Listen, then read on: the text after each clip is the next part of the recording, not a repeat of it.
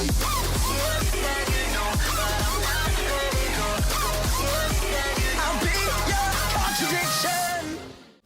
everyone, Nesu here. I draw for fun and I make videos for fun. And today I want to talk about God of High School episode 10. It started off, I don't know, it got good, okay? It was decent and it got good. Anyway, we open with a flashback between Ipyo and Sungyung, who's Seonga's sister. And they're at the National Martial Arts Tournament. She asks him why he fights, to which he responds, "I'm fulfilling a promise I made years ago, probably with Jin Taejin." So Sungyung fights Jegal, who's the guy with blue hair, who has that stand with the teeth. And he breaks her leg after winning the fight, and she has to be taken to hospital, obviously. And apparently the doctor says she'll walk eventually with some therapy, but she'll never fight again, which obviously riles up my boy Ipyo, who finds Jegal, who's like under like some, I think he's under like a highway or something, and he's like with this group of boys. And so Ipyo just starts beating him up, saying, apologize. I'm like, whoa, dude, chill a bit. Like, come on now. And we find out this flashback is about how he got recruited for the GOH tournament. And we cut back to reality. And Sungha, I think that's how you say her name, asks if Ipyo wants, to like do this fight because he's about to fight Jin Mori for the like first time, like properly. And he says that it's important that he wins in order to fix Sungyung's leg, and his personal feelings don't matter. I was like, oh, come on now. Jeez. So the side characters have serious stuff going on with their lives as well. Whoa, too much. So then the opening happens, and then we cut to P is doing Commissioner P. She's using her thread ability or whatever on the guy... The guy with the X on his forehead, he's called Mujin, right? And he's telling the Mori's team that he knows that the Jeju team that participated weren't actually themselves, but it doesn't change the outcome of what happened. Mori's team still won, therefore they move on. And Han Daiwei asks the question, who did this and why? To which Mujin says Nox. And I'm like, okay, we know it's Nox. Can we just move on with the plot, please? And we cut to the assassin guy who tried to blow up Mori, who's badly beaten up from, obviously, Mori just doing bits with his Jin Mori original. And then, what's his name? Jegal comes up. I was like, I knew he was involved. He's such a sus guy. But he says to the Nox member, I don't remember joining your gang. And he says he only joined them for intel. I was like, for what, bro? What do you need intel for? Look at you. What do you need that for? And then then the next part that happens... It wasn't supposed to be funny, but I found it funny. The guy Jegal brings out his stand, and it just eats the assassin, and the hooded guys are with the assassin. I was like, that's a bit unnecessary, don't you think? Just bringing that out, just eating them up. And then he says he wants the key for himself. I'm like, but for what though? What do you need the key for? You of all people. Ah, jeez. Then we cut to the match between Ipyo's team versus Mori's team. Ipyo is giving advice to Sengha, and Mori's team... Mori's team now has my boy, Han. Wait for it. Daiwei. They have him back. He's no longer suspended, and Mira has her sword. So in theory, there should be nothing holding them back. Day has like a patch on his cheek And he says, "Oh yeah, I got that from training," and he's first up. So I was like, okay, well, this fight got serious real quick. Like as soon as they say start, you see everyone like flailing their arms about. I'm like, whoa, okay, let's go. My boy gets taken down, but he recovers quick. I was like, of course, that's the guy. He's about to punch, but he falls and like he misses completely and falls. And the reason for that is because Sengha, when she attacked him, she made sure that, I don't know, I think her palm or something hit his ear, which Ipio explains that attack isn't for damage, it's to throw him off. So then she does this move. I'm like, excuse me, Luffy, you see this girl? She's trying to steal your move. She does freaking Gum Thor axe. I'm like, excuse me, can we call up a lawyer, please, or something? Anyway, so then she like kicks down on I think Day's trap, which then we cut back to a flashback. As soon as that happens, we cut to a flashback earlier that day. Side note, flashbacks, they're all well and good, but you can't have too many of them because then it just gets annoying. I don't want to have to freaking keep tally of every time there's a flashback per episode. So anyway, we find out that Nox is trying to get rid of all other gods, including those with stand powers. Apparently they wanted Jin Teiji's immense power for themselves. Moria's like, I swear I'll save him. Then Mujin says, yeah, don't kid yourself. Don't even try. I was like, excuse me, that's quite rude. He says Mori, Mira, and the legend himself, Han, mother freaking Dayway, are too weak. I was like, bruh, have you seen Day in a fight? This guy, he's crazy. Anyway, was it? He says that if they win, like he starts goading them by saying that they're weak and saying if they win, he'll give them information about like what's going on. Moria says that we'll just win then. And then Day is looking concerned. Day is looking concerned for Mori. And then we come back to the fight and my guy Day, I think he has like some sort of ice power or something, but he removes the leg.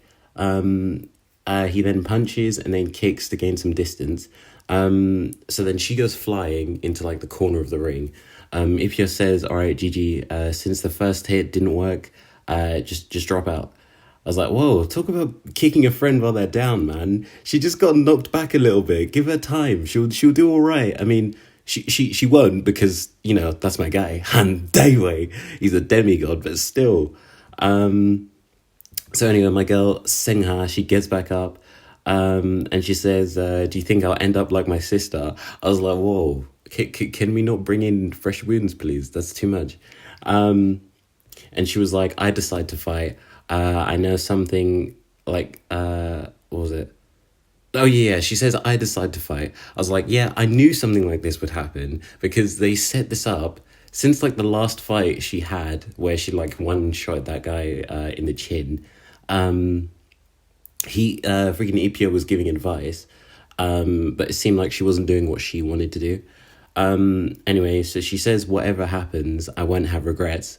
I was like, damn, I want to root for you so bad, but like, you know, that's my boy, Han Daewoo, you know what I mean? So anyway, so she starts shouting about how she's a martial artist too. Okay, cool, whatever.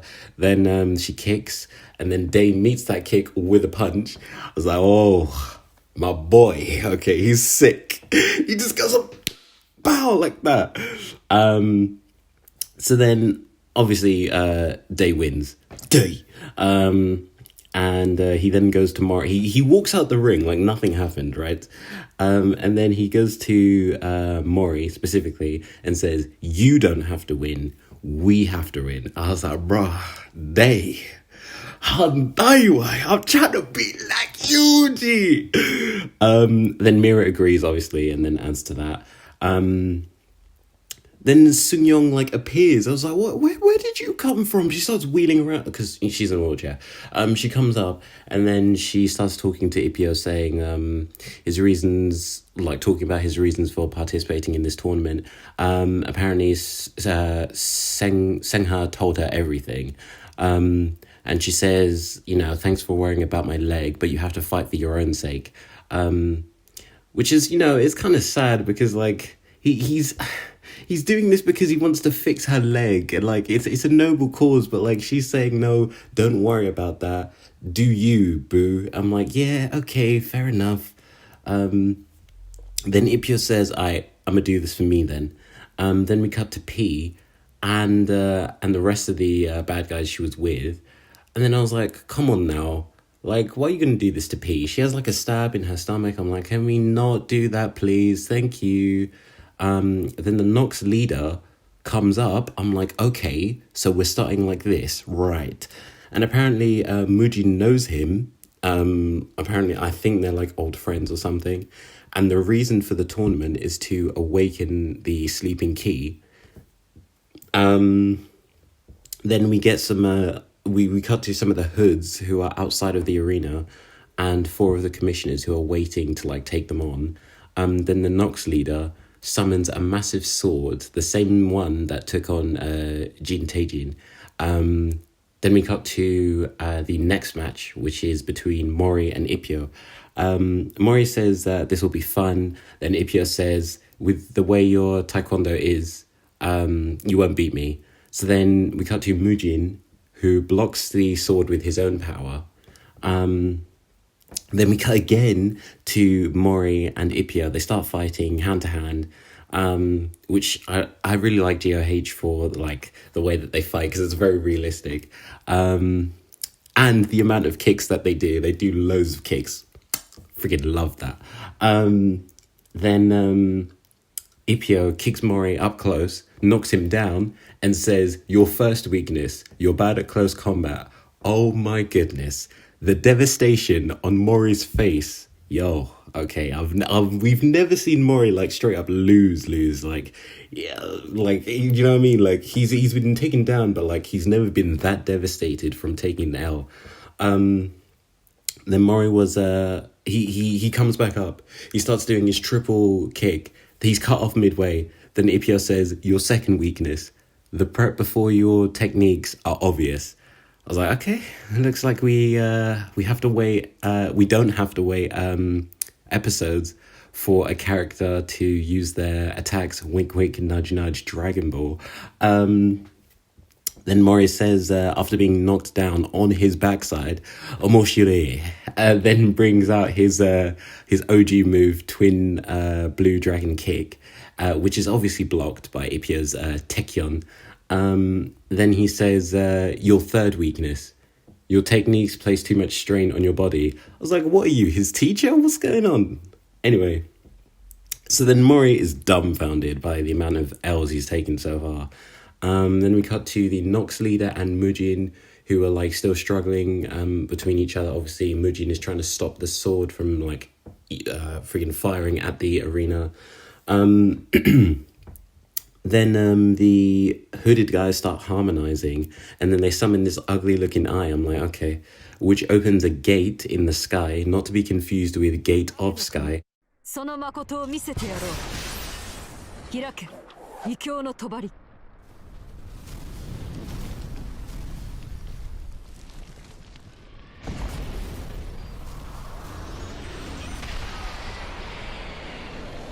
その魂まで私のものだ。ゲートオブスカイ。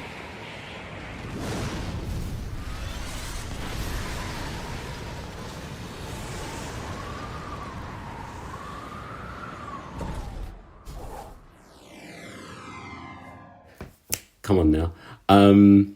I assume that some sort of god comes out, which pushes down the sword further. Both Mori and Mujin are like... oh yeah, we cut to that fight, by the way. There are loads of cuts in this episode. They're like taking it... Mori is taking a beating. Then Ipio says in his disbelief this is Jin Teiji's grandson. He must be disappointed beyond belief. I was like, oh my goodness, dude. Excuse me, why are you getting so personal, please? Can we not talk about, people's grandparents and, family and all that? We're trying to fight. Let's chill for a bit. So anyway, then what happens next? Oh yeah, bruh. Mori starts saying to himself, all right, I have to think. And then he brings out of nowhere Mira's technique. I'm like, excuse me, did you just copy someone's technique? Can we not do that, please? Who are you? Goku, stop this. Don't be stealing moves and then making them your own, like the freaking Kamehameha. He starts using that now. That's all he's known for. Stop that, okay? What happens after that? So he says, weakness for close combat cleared. Then he says, then he copies my boy Han Daiwei. He copies his black tortoise, and then he says, weakness prep is too obvious, cleared. I'm like, okay, stop this right now. Do not be acting like freaking Goku now. Like, you're freaking taking that spirit bomb and make it your own, or Kaioken even. Then some random dudes, we cut to some random dudes on the roof. They start like dancing and playing drums. And the dude reveals himself to be not only a member of the Six, he's the treasurer, but he also reveals some weapons. And I think he can use any ranged weapon or whatever. And he starts like just shooting at the giant sword. Then the dude on the weakling on Ipyo's team, the other guy, he starts saying it's like he's coaching him, and I'm like, yeah, I know that, we all know that, you don't need to freaking tell us. So the commissioners are cutting down all of the hoods. We see them fighting. Then Mori busts out a new move that he just came up with. Jin Mori Original. Suri. Blue Dragon Tempest. I'm like, okay. Then the treasurer pulls out a mask, which like he puts on, and then he like comes through like a portal or something, and then starts biting on the sword like he's huge now. And then it fades, and Ipyo is blown back by Mori's new technique. As it happens, we flash to Jin Teiji asking Ipyo back when he was a kid to teach Mori in the future if you ever see him. And then something happens, like he starts talking to himself, Ipyo, and then he's saying like, oh yeah, your grandson's really strong, this, that, and the other. And then he says, but I can't afford to lose. And then something happens, and then he freaking like, man's a Chinchuriki, like he goes sage mode and everything. Like he has a freaking nine-tailed fox coming up to him, he walks out, got ears and everything. Bruh, this guy, he's different. And then the episode ends. So I think we got like 2 episodes left. I think it's only a 12 episode season. Yeah, there's probably going to be a time skip, like with God of High School. Tower of God. Like Tower of God, they had 12 episodes, then time skip for the next season. I think that's what's going to happen here. But yeah, that's the end of the video. Hope you liked it. Please like and subscribe. Follow me on Instagram at nesu.art. And yeah, goodbye.